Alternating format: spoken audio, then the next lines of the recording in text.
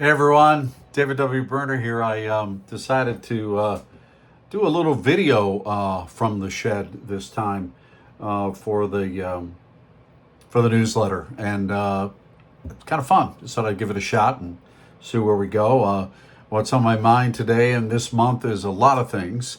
Before I start promoting all the things I'm doing, because sometimes I feel like that's a little over the top, because it's what writers do. They have to market themselves a lot of the time.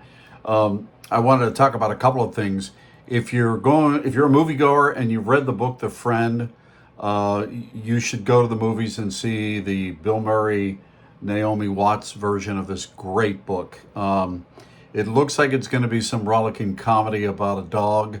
It's about a dog, but it's really a much deeper, richer story. And if you have not read the book, read the book. And if you really want to go to the movies and see something amazing, I'm suspecting that's going to be quite good. So it comes out, well, by the time you get this, it'll be out. Yeah, just my little 3 cents on that book and that movie. So in this issue, you're going to find a couple of things. What I'm reading some poetry. I'm reading a nonfiction book. Well, it's really a fiction book. It's called Bothy Tales. I believe most of the stories in there are maybe based on some truth. But if you don't know what a bothy is a shelter, that kind of an abandoned shelter. It used to be part of a farm or a homestead or something in Scotland, in the Highlands mostly. And they are left there and cared for, so that hikers can stop and stay free of charge. They share them. It's a wonderful tradition in Scotland, and I'm reading that because I'm working on a piece of fiction that involves a bothy. So I wanted to get myself immersed in that a little bit. I'm also reading a book called Stoneyard Devotional, and I'm taking my time with this book because it is very good writing, but I'm not sure what I'm getting into with this book.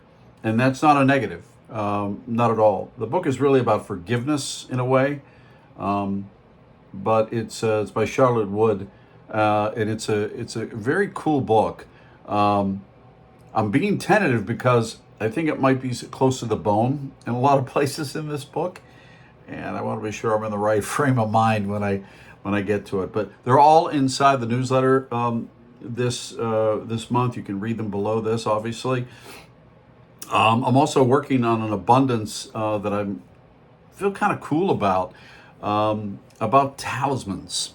Those little magical things that we hang on to that give us some kind of good luck or hope or something. In a lot of ways, this is a talisman here. I wear this Celtic symbol that I just recently started wearing it, actually a few years ago, and it's just something I never take off. So something I feel good about wearing. But I stumbled on this idea of talismans because I was looking through a Patti Smith book, working on a different thing, and found this picture of her desk talismans that she keeps there, and I have them here on my desk. So I'm gonna write my talismans. So I'm gonna write about that in the upcoming newsletter. No, in the abundance, not the newsletter. So that's something I'm working on too. By the time you get this, I will be have done a book club. I'm doing that at the end of March, and by the time you get this, I will have done that. But I wanted to mention this because I'm asked to do book clubs from time to time from people who've read my books. They're reading actually the first novel that I wrote a long time ago called A Well-Respected Man. That's the one they chose they wanted to read. So I have to go back. I had to go back and kind of reread the book. It's been a long time since I visited that story. But I love to do book clubs. I love to visit with people about books. I love to be there if I can. If not, I've done them by Zoom. And it's a lot of fun.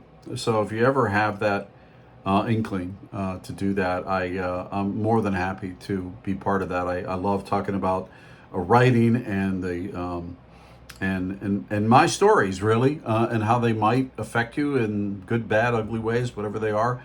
I love to have that discussion with readers. So keep that in mind too. And lastly, in this newsletter, later this summer, early part of the summer, the pre-sales go on for my poetry collection from Finishing Line Press. And I'm very proud of this book. I had a lot of help from John Murrow. He's a poet up in the New England area who helped me kind of understand what I was trying to say. He's a very good poet.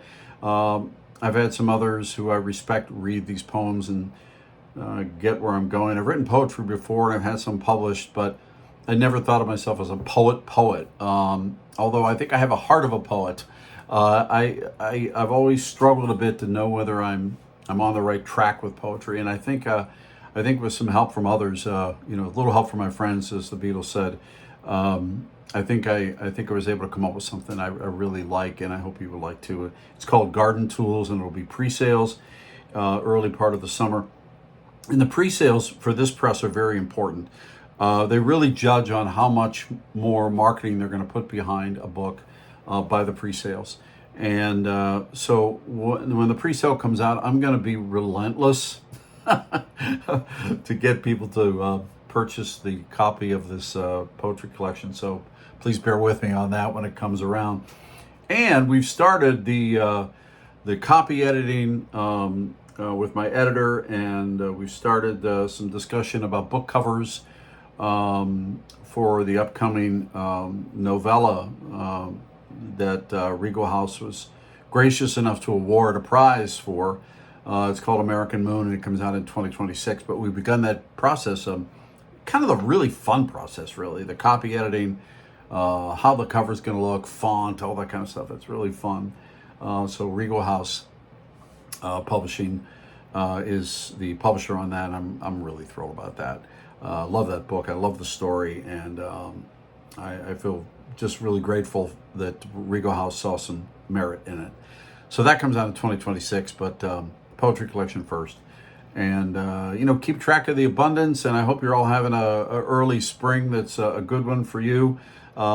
It's a good one for me. I've been able to get out to play golf a few times, so I walk the dog. Sam's right behind me. I don't know, you don't think you can see her on the camera, Sam, my dog. And this is the shed. You can see some of what the shed looks like. So instead of just writing from the shed, I'm speaking from the shed.